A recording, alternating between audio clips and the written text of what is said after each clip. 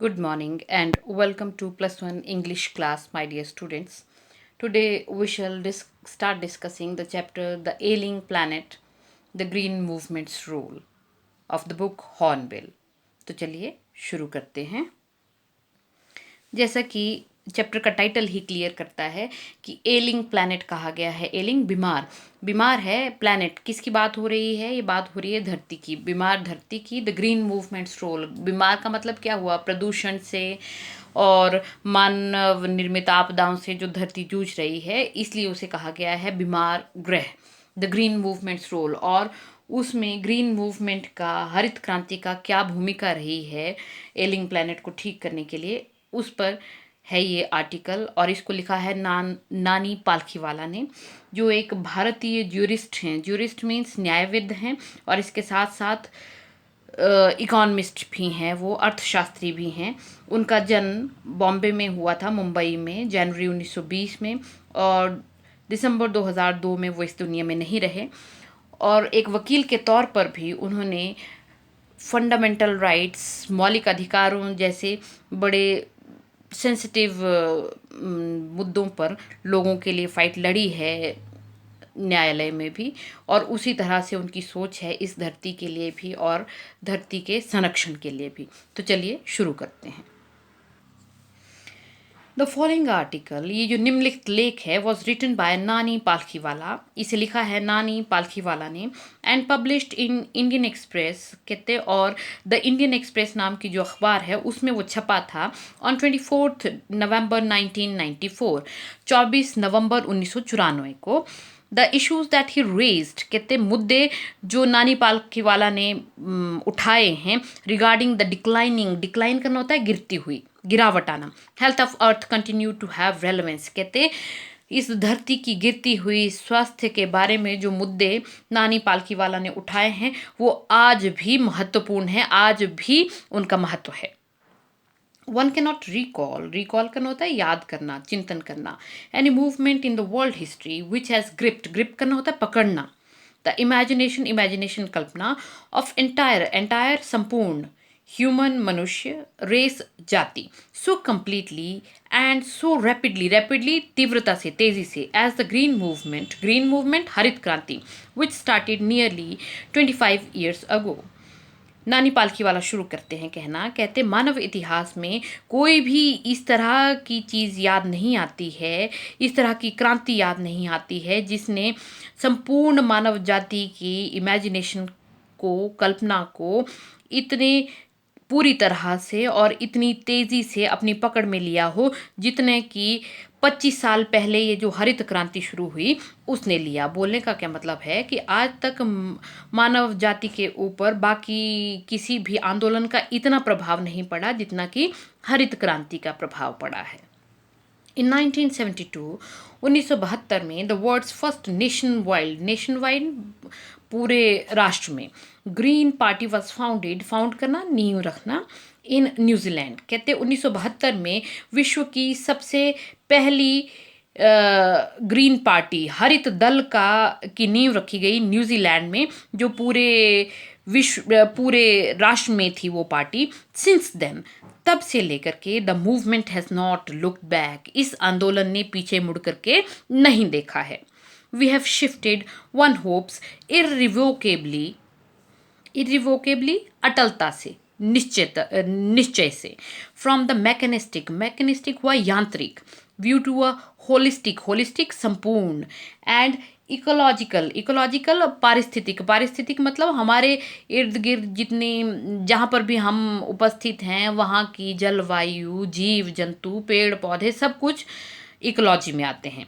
View of the world कहते we have shifted one hopes, कहते हम लोग उम्मीद करते हैं कि हमने निश्चित तौर पर शिफ्ट कर लिया है, परिवर्तित कर लिया है हमारे यांत्रिक दृष्टिकोण को एक संपूर्ण और पारिस्थितिक दृष्टिकोण में, दुनिया को लेकर के। बोलने का क्या मतलब है कि मनुष्य जाति का, मानव जाति का जो दृष्टिकोण है अब यांत्रिक ना होकर के इस धरती के लिए संपूर्ण और पारिस्थितिक तंत्र से जुड़ा हुआ दृष्टिकोण है, यानी कि हम सिर्फ अपने बारे में ही नहीं सोचते हैं, अब यांत्रिक या इंडस्ट्रियल डेवलपमेंट के बारे में ही नहीं सोचते हैं, इस विश्व और इस धरती के बारे में भी सोचते हैं। It is a shift in human perception सोच एज रेवोल्यूशनरी क्रांतिकारी। कहते ये ऐसी चेंज है, ऐसा परिवर्तन है मानव सोच में, इतना क्रांतिकारी परिवर्तन है as that introduced by Copernicus. बिल्कुल उतना ही क्रांतिकारी सोच है, उतनी ही क्रांतिकारी विचार है जितना कि कॉपरनिकस ने इंट्रोड्यूस किया था, जिस क्रांतिकारी सोच से कॉपरनिकस ने हमें हमारा परिचय कराया था। Who taught mankind in 16th century? Copernicus, जिन्होंने 16वीं शताब्दी में मनुष्य को ये सिखाया, टीच के second form taught, that the earth and other planets revolve around the sun, कि धरती और अन्य ग्रह जो है वो सूर्य के इर्द गिर्द घूमते हैं। उससे पहले क्या धारणा थी मनुष्यों में कि धरती पूरे सौरमंडल का केंद्र है और बाकी ग्रह सूर्य और बाकी ग्रह जो हैं वो धरती के इर्द गिर्द घूमते हैं। लेकिन कॉपरनिकस ने इस चीज़ को तोड़ा और उन्होंने कहा कि धरती नहीं, सूर्य केंद्र है सोलर सिस्टम का और सूर्य के इर्द गिर्द बाकी सारे ग्रह घूमते हैं। For the first time in human history, मानव इतिहास में पहली बार, there is a growing worldwide consciousness, चेतना, that the earth itself is a living organism. कहते मानव इतिहास में पहली दफ़ा ये चेतना, ये जागृति पूरे विश्व में बढ़ रही है, that the earth itself is a living organism, कि ये जो धरती है ये खुद एक लिविंग ऑर्गेनिज्म है, एक सजीव प्राणी है, लिविंग सजीव ऑर्गेनिज्म प्राणी। एन एनॉर्मस होता है बहुत बड़े आकार का, भीमकाय जिसको कह सकते हैं आप। कहते अत्यंत विशाल, being of which we are parts. कहते ये एक अत्यंत विशाल जीव है जिसका हम भी हिस्सा हैं। पहले हम क्या मान करके चलते थे कि ये धरती हमारे लिए बनी है, अब हमारे दृष्टिकोण में ये परिवर्तन आया कि धरती खुद एक बहुत बड़ा जीव है जिसका हम एक हिस्सा हैं। It has its own metabolic होता है शरीर के अंदर जो रासायनिक अभिक्रियाएं होती हैं हमारे पाचन के साथ से जुड़ी हुई, उनको मेटाबॉलिक कहते हैं। तो मेटाबॉलिक की शुद्ध हिंदी होती है चयापचय मतलब चीज़ों का पचने की प्रक्रिया जो हुई।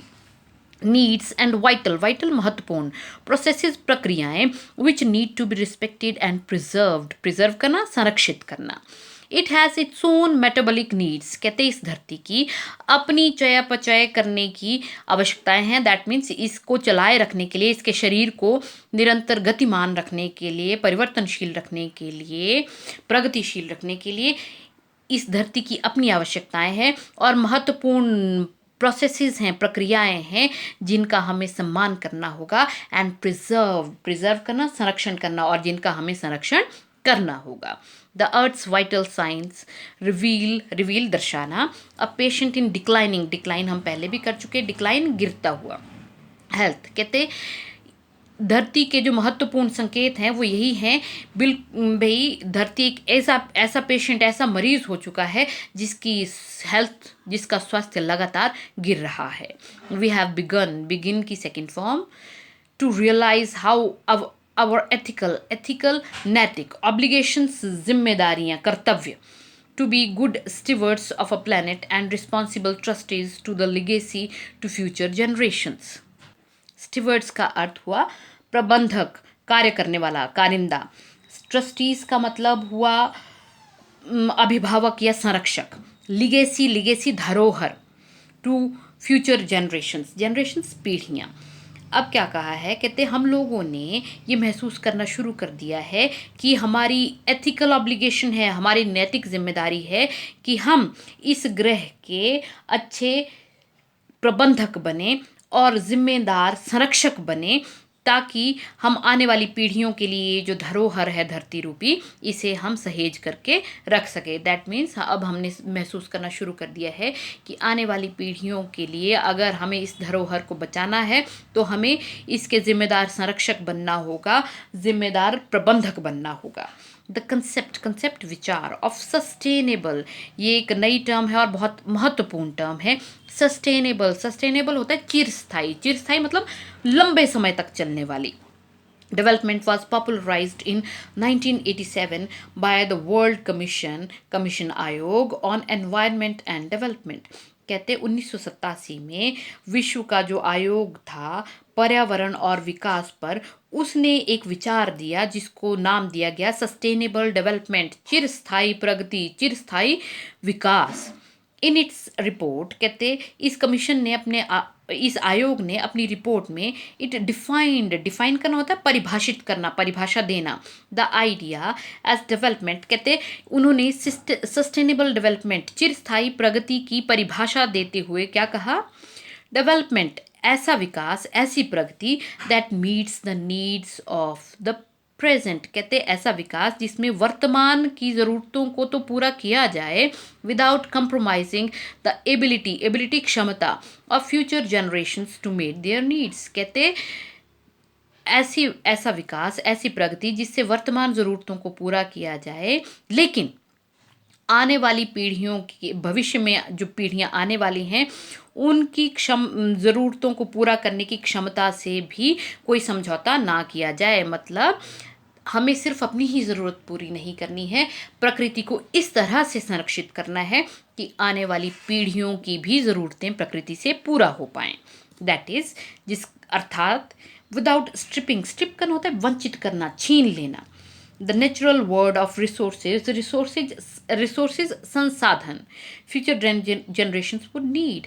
कहते इसका अर्थ हुआ कि हमें प्राकृतिक संसार को उसके संसाधनों से, उन संसाधनों से वंचित नहीं करना है जो भविष्य की आने वाली पीढ़ियों को ज़रूरी होंगे। वो संसाधन जिनकी ज़रूरत आने वाली पीढ़ियों को भी होगी, उन संसाधनों से हमें धरती को वंचित नहीं करना है।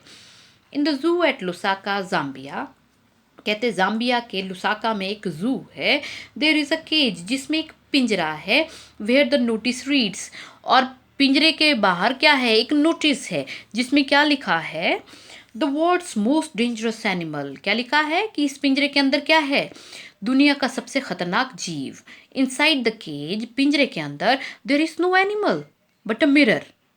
क्या है, पिंजरे के अंदर कोई जानवर नहीं है, बट अ मिरर, एक दर्पण है। Where you see yourself, जहाँ पर आप अपने आप को देख सकते हैं। इसका अर्थ क्या हुआ कि इस धरती का सबसे खतरनाक जीव कौन हुआ, मैं, आप, हम लोग, जो भी उस शीशे में देखेंगे, यानी कि मनुष्य। Thanks to the efforts of a number of agencies in different countries, a new awareness जागृति हैज़ नाउ dawn upon होता है रहस्योद्घाटन होना, किसी चीज़ का पता चलना। The most dangerous animal in the world. Agencies होती हैं अभिकरण। अभिकरण मतलब अभिकरण तो बड़ा शुद्ध हिंदी का शब्द है। अभिकरण का अर्थ हुआ ऐसी कोई संस्था जिसको कोई पर्टिकुलर काम, पर्टिकुलर जिम्मेदारी सौंपी गई है, उसको एजेंसी कहते हैं, उसको अभिकरण कहते हैं। Thanks to the efforts of a number of agencies. कहते हम धन्यवादी हैं बहुत सारे एजेंसीज को, इन डिफरेंट कंट्रीज, अलग अलग देशों में जो अलग अलग एजेंसीज हैं उनको। अ new awareness has now dawned upon the most dangerous animal in the world. कहते किस चीज़ के लिए धन्यवाद है कि इन एजेंसीज के एफर्ट्स के कारण, इनके प्रयत्नों के कारण एक नई जागृति आई है इस दुनिया के सबसे खतरनाक जानवर के ऊपर, यानी कि मनुष्य ने महसूस किया है धरती के लिए, पर्यावरण के लिए अपने कंसर्न्स को। He has realise the wisdom बुद्धिमत्ता of shifting from a system based on domination होता है दमन, दबाना, to one based on partnership सहभागिता, भागीदारी। कहते he has realise the wisdom. कहते मनुष्य को वो बुद्धिमत्ता महसूस हुई है of shifting from a system, जिसमें वो चाहता है कि दमन के प्रणाली से बदल करके वो भागीदारी की प्रणाली की तरफ को बढ़े। दैट मीन्स पहले धरती का सिर्फ मिसयूज़ करने की सोच थी, अब ये सोच आई है मनुष्य में भी कि सिर्फ धरती का दमन नहीं करना है, बल्कि बाकी जीवों, बाकी जंतुओं के साथ सहभागिता, भागीदारी के साथ इस धरती को चलाना है। साइंटिस्ट हैव कैटलॉग करना होता है सूचीबद्ध करना, about 1.4 million living species with which Mankind shares the earth. कहते वैज्ञानिकों ने लगभग 1.4 मिलियन क्या हुआ, मिलियन होता है 10 लाख, यानी कि ये कितना हो गया, 14 लाख हो गई। लिविंग स्पीशीज लिविंग सजीव, स्पीशीज प्रजातियां with which Mankind shares the earth. कहते हैं वैज्ञानिकों ने अब तक 14 लाख सजीव प्रजातियों की सूची बनाई है जिसके साथ मनुष्य इस धरती को शेयर करता है, मनुष्य इस धरती पर रहता है, बांटता है। एस्टिमेट्स वेरी, वेरी करना होता है भिन्न भिन्न होना, वाइडली बहुत ज़्यादा, एज रिगार्ड्स द स्टिल अनकेटलॉग्ड, अनकेटलॉग जिनकी अभी सूची नहीं बनी है, सूचीबद्ध नहीं जिसको किया गया है, लिविंग स्पीशीज। कहते और जो अनुमान हैं उन सजीव प्रजातियों के लिए जिनको अभी सूचीबद्ध नहीं किया गया है, वो अनुमान बहुत भिन्न भिन्न हैं। बायोलॉजिस्ट जीव वैज्ञानिक reckon that about 3 to 100 million other living species still languish unnamed in ignominious darkness। इग्नोमिनियस हुआ अपमानजनक, लैंग्विश करना होता है दिन काटना, मुरझाए हुए पड़े रहना, उसको लैंग्विश करना कहते हैं, मतलब यूं ही पड़े रहना, उसको लैंग्विश करना कह देंगे। तो कहते जीव वैज्ञानिक याद करते हुए कहते हैं कि अभी भी लगभग 3 to 100 मिलियन, 3 से लेकर के 100 मिलियन तक सजीव प्रजातियां हैं जो अभी भी अननेम्ड हैं, जिनको अभी भी नामित नहीं किया गया है, जिनको अभी कोई नाम नहीं दिया गया है, और वो बड़ी अपमानजनक अंधेरे में पड़ी हुई हैं। मतलब अभी भी बहुत सारी प्रजातियां जीवों की ऐसी हैं जिनको अभी तक नाम भी नहीं दिया गया है और जिनको सूचीबद्ध भी नहीं किया गया है। One of the early international commissions which dealt inter alia होता है अन्य बातों के साथ साथ, with the question of ecology पारिस्थितिकी तंत्र and environment was Brent commission.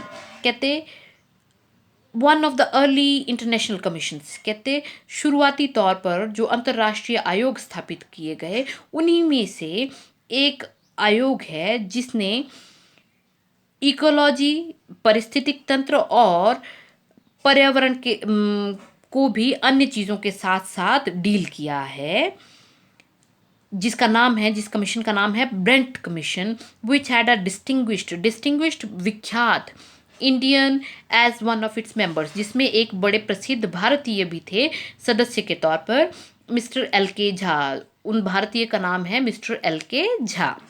The first Brundtland report raise the question, कहते पहले ही जो ब्रेंट रिपोर्ट थी उसने ये प्रश्न खड़ा किया, are we to leave our successors वंशज, स्कॉच वंशज, सक्सेसर पहले भी आ चुका है, आपने तूताखामुन वाले चैप्टर में पढ़ा है।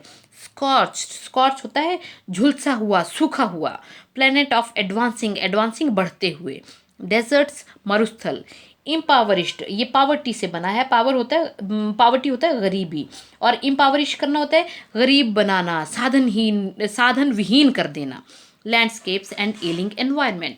कहते उस कमीशन ने क्या प्रश्न उठाया है, कहते क्या हम अपने आने वाली पीढ़ियों के लिए, अपने वंशजों के लिए छोड़ करके जाएंगे एक सूखा हुआ ग्रह जहाँ पर डेजर्ट्स, जहाँ पर मरुस्थल बढ़ रहे हैं, और जो लैंडस्केप हैं, जो भूदृश्य है, जो भूमि है वो संसाधनों से रहित है, एंड एलिंग एनवायरनमेंट, और उसका जो पर्यावरण है वो बीमार है। मतलब हम अपने आने वाली पीढ़ियों को, अपने आने वाले बच्चों को एक सूखा हुआ ग्रह जहाँ पर खूब सारे रेगिस्तान है, संसाधन नहीं है और बीमार पर्यावरण है, वो छोड़ के जाएंगे। Mister Lester R Brown in his thoughtful book, कहते मिस्टर लेस्टर आर ब्राउन ने अपनी बहुत ही विचारणीय सोचनीय किताब द ग्लोबल इकोनॉमिक प्रोस्पेक्ट, जिस किताब का शीर्षक है the global economic prospect, points out that the earth's principal biological systems are 4। वो क्या बताते हैं कि इस धरती के जो मुख्य प्रिंसिपल हुआ मुख्य बायोलॉजिकल जैविक प्रणालियां हैं वो 4 हैं। क्या क्या हैं? फिशरीज मत्स्य, फॉरेस्ट वन, ग्रासलैंड चरागाहें, एंड क्रॉपलैंड, और चौथी है क्रॉपलैंड कृषि योग्य भूमि, and they form the foundation नींव of the global economic system. कहते और वही नींव है पूरे के पूरे विश्व के आर्थिक प्रणाली की। मतलब ये जो 4 प्रणालियां हैं इसी के कारण पूरे के पूरे विश्व का इकोनॉमिक आर्थिक क्रियाएं चल रही हैं। अगर ये 4 सिस्टम सुरक्षित नहीं रहेंगे तो सारी की सारी आर्थिक क्रियाएं जो हैं वो बाधित होंगी। आज हम इतना ही डिस्कस करेंगे। चलिए एक बार नज़र मार लेते हैं वर्ड मीनिंग्स पर। डिक्लाइनिंग, गिरता हुआ, घटता हुआ। रिकॉल, याद करना, चिंतन करना। रेस, जाति, प्रजाति। इरिवोकेबली, अटलता से। मैकेनिस्टिक, यंत्रवादी। होलिस्टिक, संपूर्ण।